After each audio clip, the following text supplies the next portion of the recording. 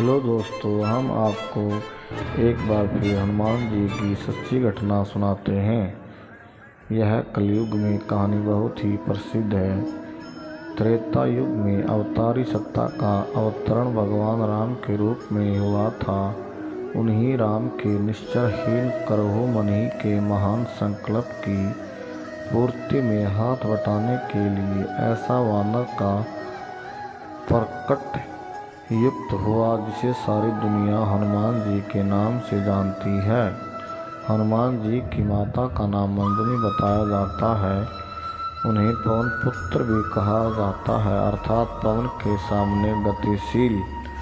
भी हनुमान जी में आध्यात्मिकता के संपूर्ण गुण विद्यमान थे। उनका एक विशेष आध्यात्मिक गुण था सेवा। सेवा ही उनकी साधना थी। प्रारंभ में वह वानरों के राजा सुग्रीव के दरबार में सेवा कार्य करते थे। तब तक तो उनका दायरा बहुत ही सीमित था और शक्ति सामर्थ्य भी सीमित थे। परंतु जब उन्होंने भगवान राम के प्रति अपने को समर्पित कर दिया और जामवंत ने उन्हें झकझोर और कहा कि राम काज लंगी तब अवतारा, तब से भगवान राम का कार्य करने के लिए सुनता ही भय पर्वतकार हो गए, अर्थात उनका मनोबल बहुत ऊंचा हो गया और वह असंभव लगने वाले कार्य को संभव कर दिखाने में सफल हुए। अपनी सेवा साधना और संपूर्ण के बल पर ही हनुमान जी आध्यात्मिकता की उच्चतम स्थिति तक पहुंच सके।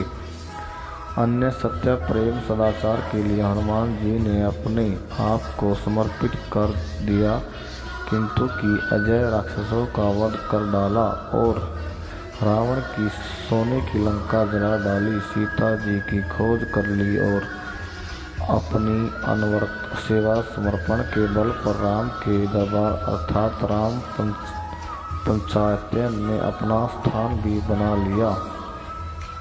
सच्चे उपासक के रूप में हनुमान जी ने परम प्रकाश का निरंतर ध्यान करते हुए उसे अपने रोम रोम में स्वायत्त करके सूर्य के समान अपने को तेजस्वी बना लिया। हनुमान जी के जीवन में विकासशीलता देखते ही बनती है। सीता जी का पता लगाने के लिए जाते हुए समुद्र छलांगते समय जब सुरसा से भेंट होती है, तब पहले तो उसकी शक्ति की थाह लेने के लिए स्वयं ही उसके मुंह से अधिक बड़ा आकार बनाते हैं, किंतु जब उन्हें याद आता है कि मैं रामकाज के लिए अर्थात श्रेष्ठ प्रयोजन के लिए जा रहा हूँ, यहाँ पर मेरा बल एवं सिद्धि का प्रदर्शन बुद्धि संगत न होगा, तब अति लघु रूप घरेऊ हनुमंता छोटा आकार बनाकर उसके मुंह में प्रवेश करके कान के बाहर निकलकर अपने गंतव्य की ओर प्रस्थान करते हैं। हनुमान जी के वास्तविक में निरहंकारिता कोट कोट कर भरी है। उनके जीवन में अहंकार कभी भी देखने को नहीं मिलता। सीता जी की खोज के लिए समुद्र लांघने की चर्चा चल रही है। सभी वानर रीछ अपने अपने बाल का बखान कर रहे हैं, किंतु उनमें सर्वाधिक शक्तिशाली होते हुए भी वह चुपचाप बैठे रहते हैं और जामवंत के कहने पर ही अपनी स्वीकृति देते हैं। एक सुयोग्य दूत के रूप में हनुमान जी भूमिका द्रष्टव्य है। वह मुद्रिका लेकर जब सीता के पास अशोक वाटिका में पहुंचते हैं तो अपना परिचय इसी रूप में देते हैं। रामदूत में मातु जानकी सत्य शपथ करुणा निधान की। रावण के दरबार में भी जब श्री राम हनुमान प्रस्तुत होते हैं तो वहाँ पर भी उन्हें स्वामी राम की गुणों की गाथा गाते हैं। असुरी वृत्तियों से जूझने हेतु एक योद्धा के रूप में हनुमान बेमिसाल हैं।